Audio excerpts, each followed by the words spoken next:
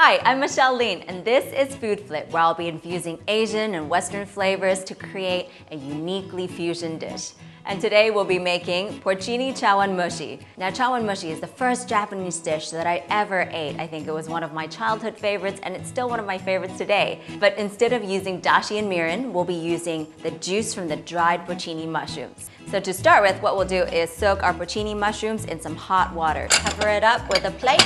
Leave the mushrooms to soften up and for the flavors to get into the water so that we can use that as a stock base. Next up, marinate our chicken pieces in just some salt and pepper and just mix it up. Once that's marinated, we'll leave it aside. So we'll just beat up these eggs.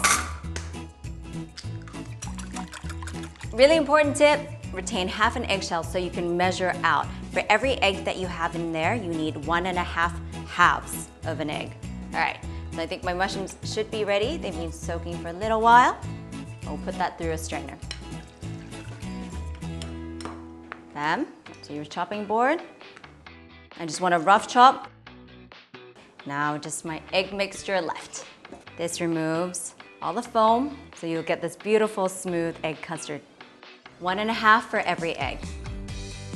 A little bit of oil for the fragrance. And now we're ready to put together our chawanmushi. With a ladle, some chicken, some mushrooms, some fresh ginkgo nuts, some lemon rind.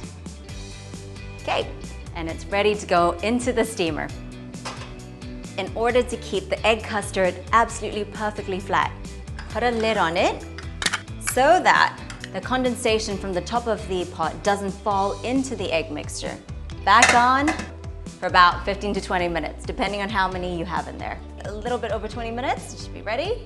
We'll just grab it out. Let's garnish it with some spring onions.